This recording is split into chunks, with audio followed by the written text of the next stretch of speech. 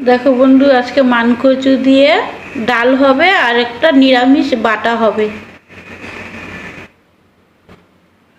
মুগ ডাল নিয়েছি, মুগ ডালটা আমি ধুয়ে নেব।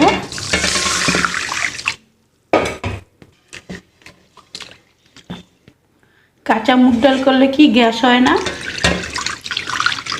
ডালে জল দিয়ে দিলাম, আর এদিকে মানকচুটা আমি কেটে ধুয়ে নিছি। করে ধুয়ে নিলাম মানকচুটা,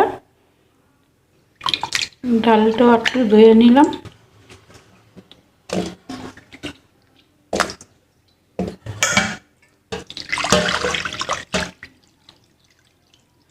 মানকচু আর ডাল একবারে সিদ্ধ বসাবো।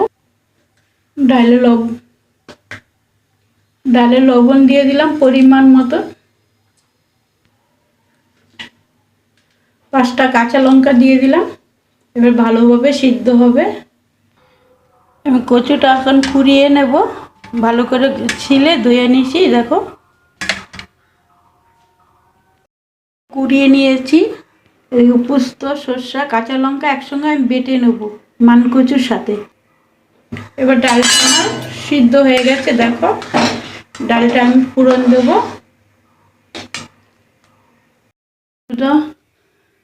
মুগ ডালটা আমি সিদ্ধ করে রেখেছি। কড়াই গরম হয়ে গেছে, দিয়ে দিলাম তেল।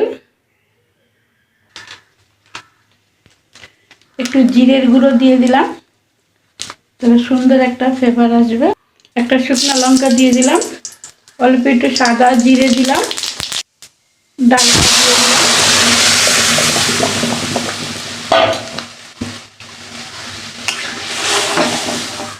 দেখো কচুগুলো কিন্তু ভালো সিদ্ধ হয়ে গেছে।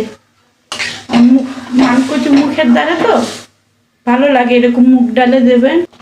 একটু করে চিনি দিয়ে দিলাম, নিরামিষ ডালে একটু ভালো লাগে নিরামিষ।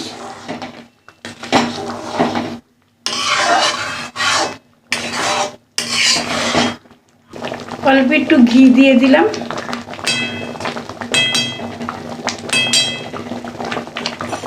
ডালটা আমার হয়ে গেছে। এই ডালটা খুব পাতলাও না, খুব ঘনও না, মিডিয়াম সাইজ, ভালো লাগবে খেতে।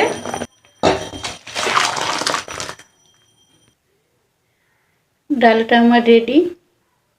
আপনারা এত সুন্দর ভালো বলছেন, ভালো লাগে। এরকমই কমেন্ট করে ভালো লাগলে জানাবেন, ভালো লাগবে। আরও নতুন নতুন রেসিপি বানাতে চেষ্টা করব।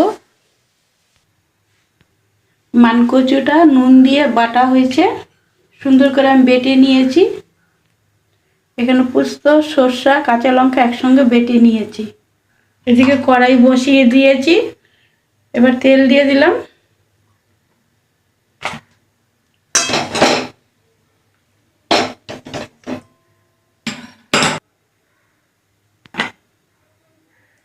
একসঙ্গে ঢেলে নিলাম। তেলটা আমার ভালোভাবে গরম হয়ে গেছে, এবার আমি দিয়ে দিলাম।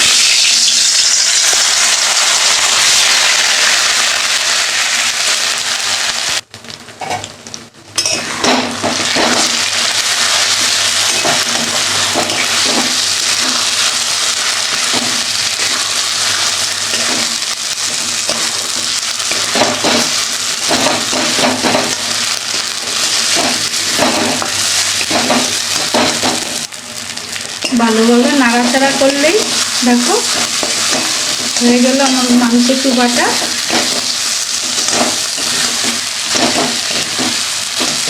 নিরামিষ বাটা আজকে।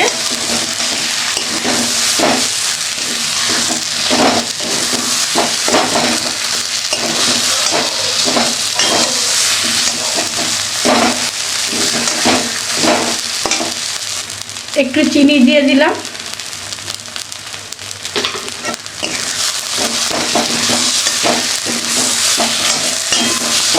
বাটাটা রেডি। যাতে কচু বাটার জলটা না থাকে, দেখো কচু বাটা থেকে তেল বেরিয়ে গেছে, বেশ নারকেলের নাড়ুর মতন। তবেই কচু বাটাটা আমার রেডি। মনে করো জল নেই,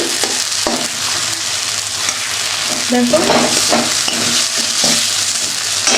কচু বাটা জল না থাকলে গলা ঝরে না, জল থাকলেই ধরবে। দেখো বন্ধুরা, আজকে আমার মানকচু দিয়ে ডাল, কাঁচকলার বড়া, আর এদিকে হয়েছে তোমার মানকচু বাটা নিরামিষ। এই যে আজকে আমাদের রান্না বান্না। খুব ভালো লাগলো, আর তোমরা ভালো বলছো, আমার খুব ভালো লাগে শুনে। কোনো সময় তো ভালো কাজ করতে পারিনি, যদি ভালো হয় এরকম লাইক দেবে।